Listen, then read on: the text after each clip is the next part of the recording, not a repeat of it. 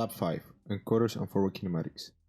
During this lab, we're going to walk you through the operation of the encoders.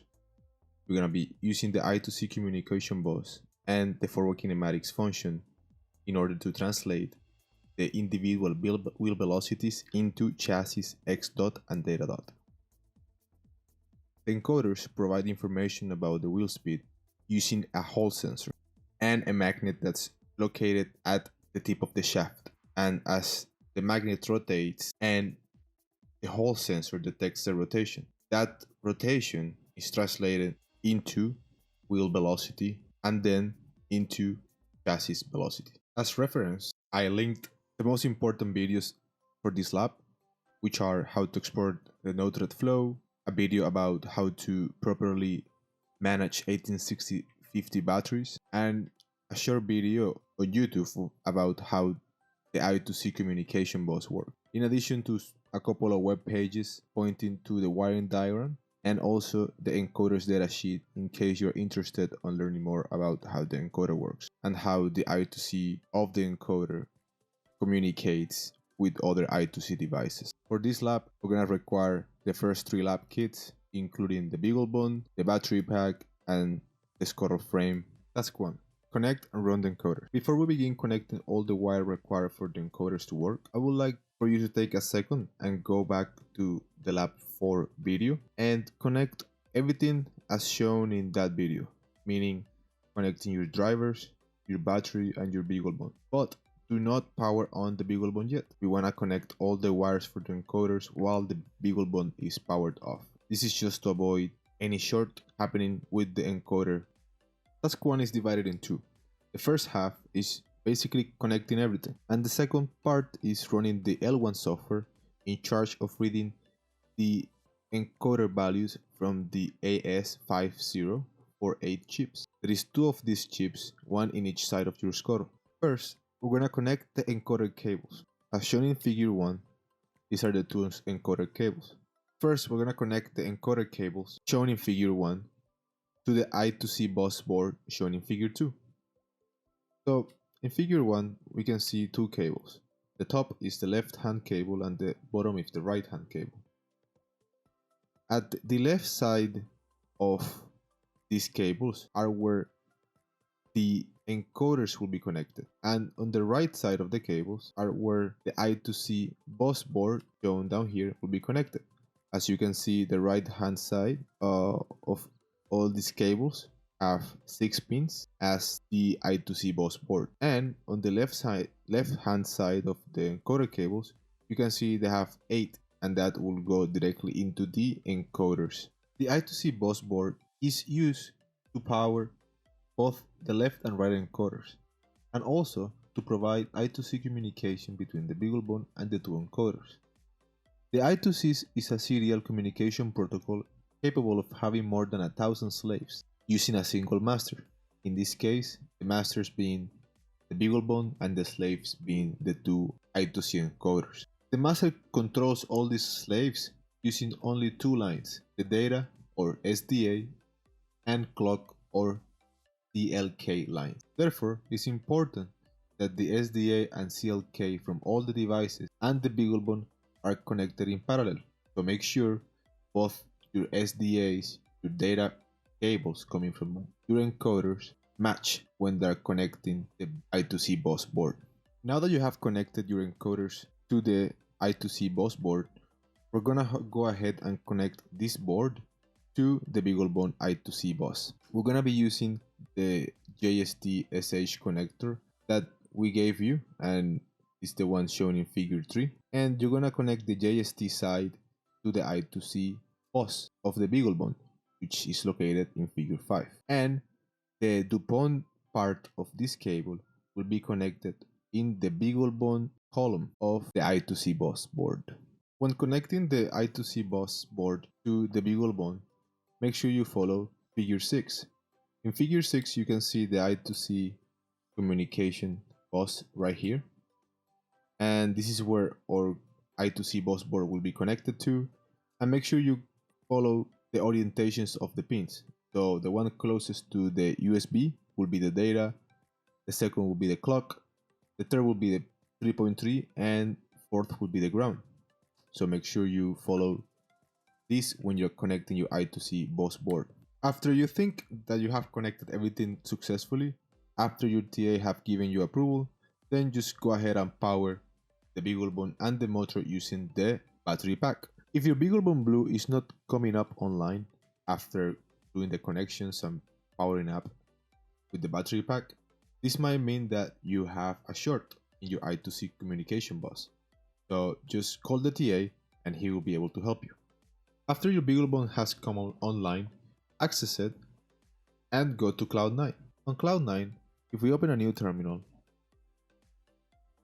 and verify that our BeagleBone is connected to internet, I'm gonna type ifconfig, and at the bottom, this number will indicate my IP address. It's the IP of the BeagleBone Blue in the network. Now, I'm gonna disconnect from my BeagleBone and I'm gonna connect to my network. In my case, it's Cherry Street.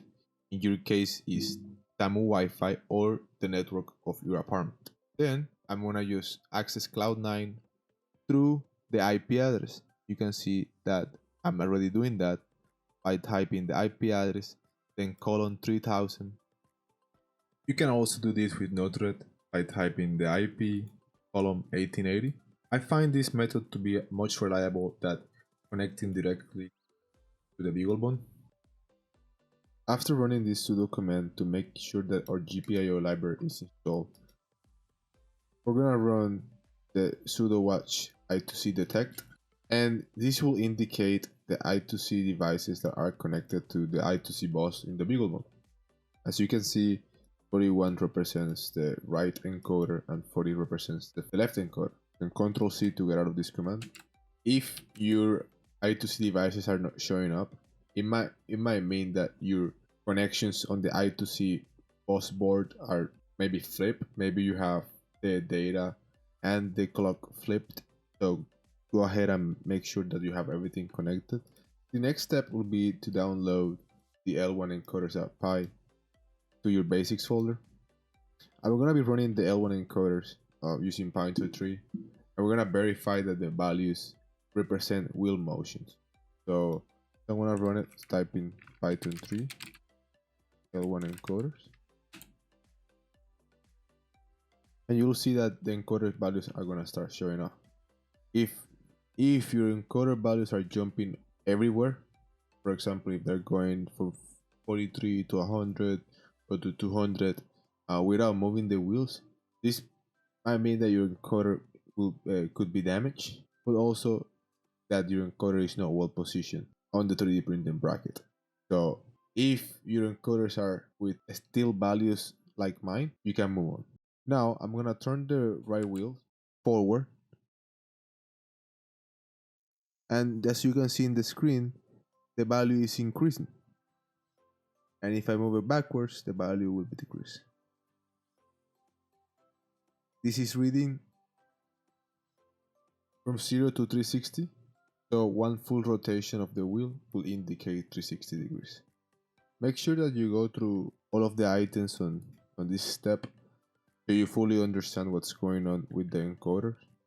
In addition, I would like you to take a look at the encoder code and see how it accesses the I2C devices and gets the information using the most significant bits and the least significant bits of the register located at the encoder address. So this is just a refreshment of some bitwise operations, and we can also see that the while loop of the encoder is printing the encoder value that are generated from the read encoder function.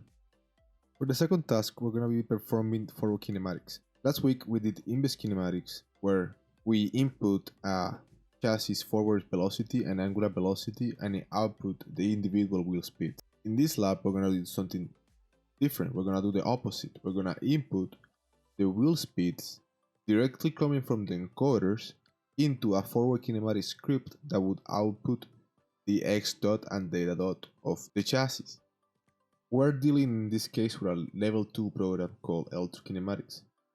L2 Kinematics have two main functions, the getPD current and getMotion function. So I'm gonna go here and I'm gonna open the L2 Kinematics, and you'll see that it's importing the L1 encoders as ENC.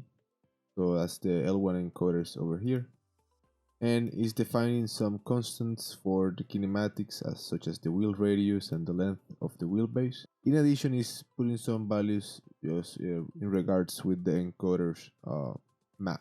So the main functions are the getPD current, and this function, what it does is that it reads the encoder values and outputs the PD current. So it outputs the phi left and phi r. So it outputs the angular acceleration of the left wheel and the angular acceleration of the right wheel in radians per second. So it says that this function takes at least 5 milliseconds to run. The other function that's very important is the getMotion function, and this function basically takes the current angular velocities of the wheel and does a matrix multiplication to be able to get the resultant x dot and data dot. So if we run this L2 kinematics.py as a standalone program, we'll be able to get the x dot and data dot live from information coming from the encoder. So now, and I'm gonna go to the terminal now and run Python 3 L2 kinematics. So it's gonna print on screen the x dot and data dot, and as you can see they're almost zero, both of them, since my scroll is still. Once I move the right wheel forward, I will see some changes on the screen. And as I'm rotating the right wheel forward, I'm giving the chassis a positive data dot. So as you can see, my data dot is being printed positive. And if I move it backwards, you will see that my data dot is negative. You can also see that my x dot, as I move the wheel forward, is positive, indicating a positive x dot. And if I move it backward, it indicates a negative velocity, basically going in reverse. Now your task is to make a new L3 file that's gonna be able to print on the terminal PDL and PDR. So basically getting the speed from the encoders and also be able to print x dot and data dot. Then you will need to send those variables, those constants, live to Node-RED. And you guys know how to do that. You have done it previously using the l2log.py script, but I want you guys to use the tmp file function, and this will store the text files in a temporal folder, and this folder gets flushed every time we power cycle the BeagleBone. Then before you guys leave the lab, I want you to export your Node-RED flow and your code and submit it in eCampus. The output of your L3 script should look like this, where if I move a wheel, in my case the right wheel, forward, I will see all the variables updating. Verify that your code and flow works together, and then submit the code and flow to eCampus using different files, and you can submit it under the lab 5 submission box. The code needs to be as a Python script, Python file, and the flow, you can put it in a text file and submit it.